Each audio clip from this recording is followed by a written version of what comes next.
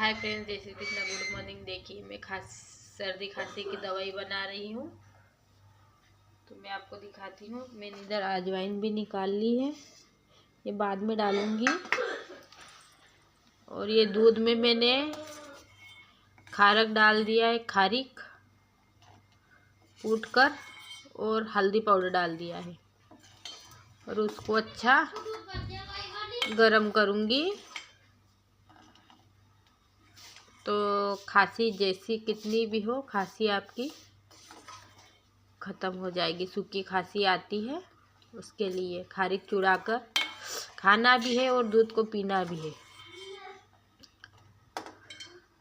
और सर्दी रहेगी तो ये हल्दी सर्दी के लिए है, खारिक खांसी के लिए, और ये अजवाइन भी सर्दी में काम में आएगी, इसलिए